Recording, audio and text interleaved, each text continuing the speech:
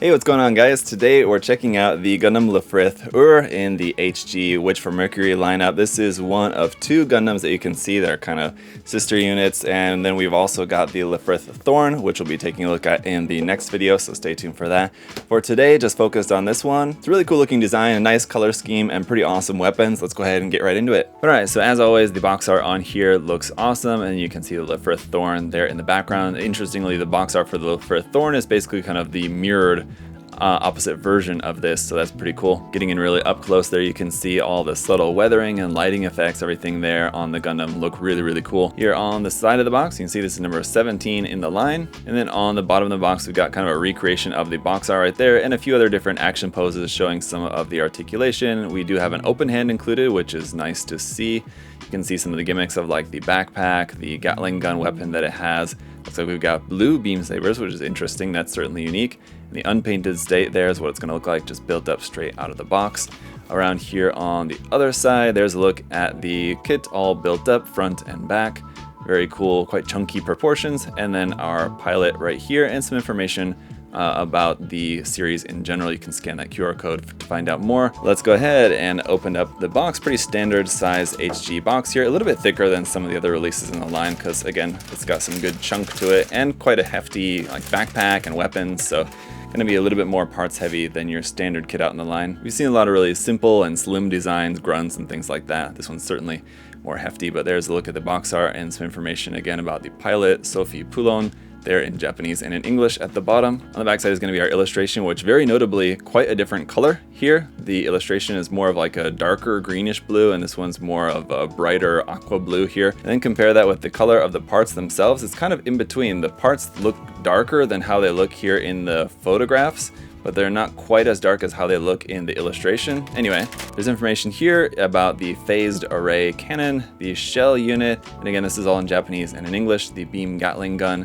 and the beam saber there. Color guide is also down the side of the manual right there, also in Japanese and in English. We've got our parts list right here, which is all in color, which is nice. The first page of construction is also in color. Everything on the inside of the manual is going to be here in black and white. That's it for the manual. We do also have some stickers here on our sticker sheet. It's going to be a lot of these for hopefully going in and around under the clear parts and things like that. We got some cameras, one there for probably under the visor, stuff like that. So it doesn't look like it's going to be anything too major as far as like color corrections. Getting into the runners then, we've got SB13 for our beam saber effect parts, like I said, in a clear blue this time, which is a nice change of pace. Runner A here is in 4 colors, 1 color in red, 1 in a fluorescent green up there, and then a couple of parts down here in like a clear black, and then our main color for the rest of the parts here on the A runner. That's continued here onto the B1 and B2 runners as well. I don't really know how to describe this, kind of like a dark teal color, I guess would be maybe the best way to describe the color of that. Runner C then is in a dark gunmetal, and it has a really nice shine to it. This is obviously going to be for a lot of the frame and interior type parts, and that's going to continue on to the D runner as well. As you can see, we've got hand parts and weapons parts on here. Looks like we've got open hands for the left and the right, which is nice. Lastly then, runner E is going to be some accent parts here in an off-white. It looks probably pretty bright on camera, but it's definitely a off-white color as you can see it here in person. But let me go ahead and get this guy all put together. Alright guys, so here is the kit all built up. It's very cool looking, certainly extremely chunky on this one, and I like it quite a bit. It's got a lot of really cool shapes on there, all of the angles and everything, all the details.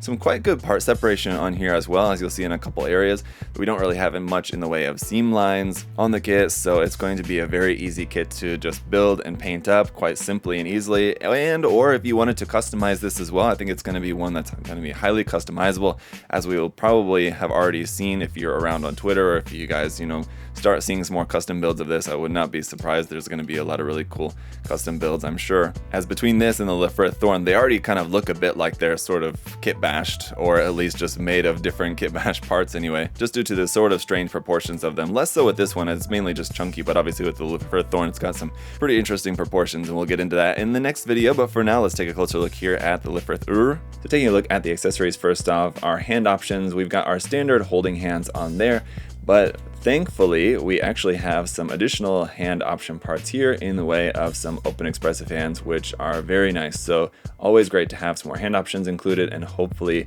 this will be the start of Bandai making that a norm to start including those once again in their kits as usual. So Here we have our beam saber effect parts, and the beam saber handles are stored in our main weapon, which is our last kind of major accessory here for this. The beam Gatling gun and shield are kind of combined, and then if you take a look on the back side of the shield, here's our handles for the beam sabers are just plugged into the back of the shield there. Now you can separate this, you can take that off of there if you want to. You could then plug the shield right here onto the side of the arm, for example, something like that if you wanted to separate them out. And one thing to note here about the beam Gatling gun is that it is symmetrical, so if you did want to have this for the left or the right side, you could switch this around. And importantly, that means that if you wanted to get two of the kit, you could have it dual wielding, have one on the left side and one on the right side. You don't have to do any custom modification in order to make that look right, as it's already symmetrical. So you could use one on the left, one on the right. And so basically all you have here is just your main handle, your secondary handle, which obviously, as you can see, can move as that's just on a peg.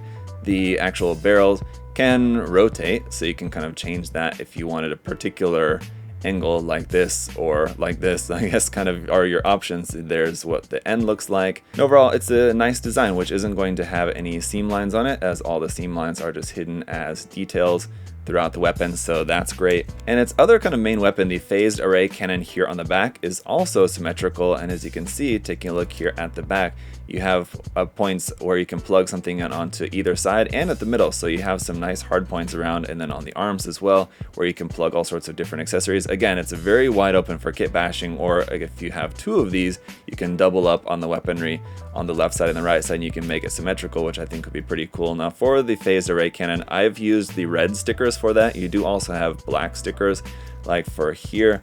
For when it's inactive, it's not supposed to be red, but I've just got those on there because for the purposes of this review anyway, I'll probably just have it like active more often than not. But as you can see here, this is attached via a kind of sub arm there onto the backpack. Just to take that off of here for a second, just to show you guys, this opens up here at the end, and these parts also fold in at the back side, and it's meant to kind of just look like that. So this is obviously all those metallic red stickers that go in and around there, also inside here, and then at the tips you have little black stickers that go in there. So most of your stickers for the kit are going here on this weapon, and again, this would be pretty easy parts to just paint in with just some metallic red paint. If you have like a metallic red Gundam marker or something, let some paint out and paint that in just with a paintbrush. It would be pretty easy to do if you did want to use the stickers. That said, just using the stickers, I think, you know, it looks fine. If you're just not planning on fully painting the kit and you want to just use the stickers and make it, you know, look as good as it can be, I think the stickers are doing just fine. The rest of the stickers are going to be here on the mobile suit. You have one underneath the clear part in the head. You have stickers for the eyes. They're obviously the tiny little one for the head camera there on the front, a much larger one there for the head camera at the back, that metallic green sticker. You've got some more metallic red stickers that go underneath these clear parts here on the chest, which again, once you work that in, use like a dull blunted toothpick to kind of work that into the details, and it catches the light really nicely there under the chest. And one other cool thing to remind you guys of is that if you don't use the stickers at all, you actually have a separate green piece for the eyes and the head camera there that actually look quite nice, but it's just up to you whether you want to use the foil stickers for those or not. And a couple other things to point out is that here on the shoulders, these little vernier parts, those are actually separate parts that fit in there. Really nice that those were actually separated parts and not stickers for those, because those could have easily been just little square stickers you put on there, but those were actual separate little pieces you pop in there on the front and back of the shoulders. So nice color separation, as I was mentioning before. You do have some flags up here on the V-fin. That's going to look a lot better once you clip those and sand the V-fins to be sharper points. It's going to look a lot nicer, but again, just for the purposes of this review, just want to leave those on there just so you guys can see how it's going to look just straight out of the box. Head design is pretty cool, and it really does give the appearance of like a bunch of armor added onto just like a normal Gundam head. I think that looks pretty cool for this design.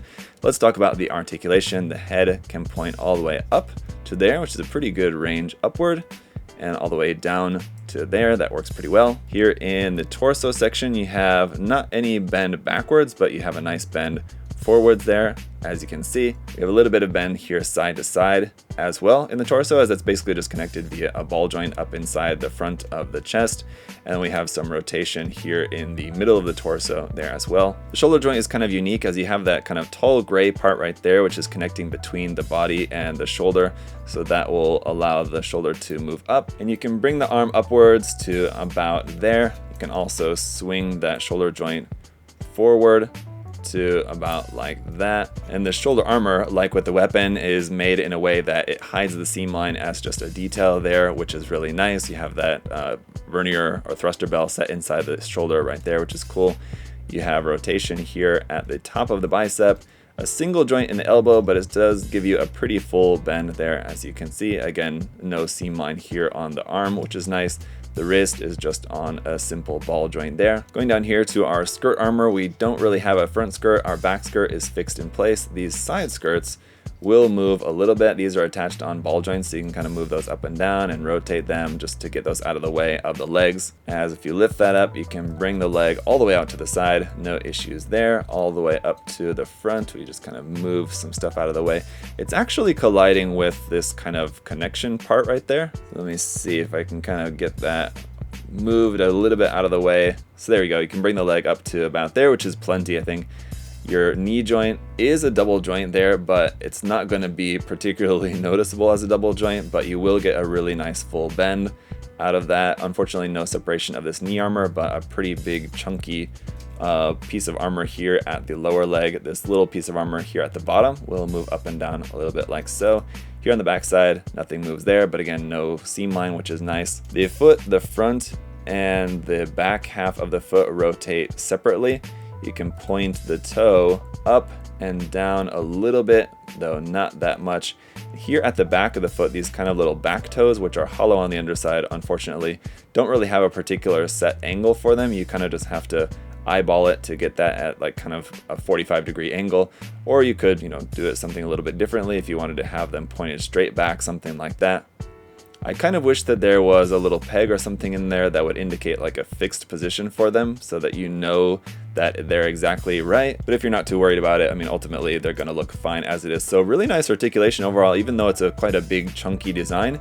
The chunk doesn't hinder the articulation of any aspect of it as far as I can tell, really, aside from the fact that maybe it would have been nice to have a double joint in the elbows. But considering most of this line so far, if not all of the kits in the line so far, have not had a double joint in the elbow, that's not out of the ordinary for this line, and I think it does still move as far as you're ever really going to need it to, essentially, for an HG especially. So let's take a look at some poses here with this kit, and I gotta say, very impressive kit, very cool. I really like the look and the design of this kit.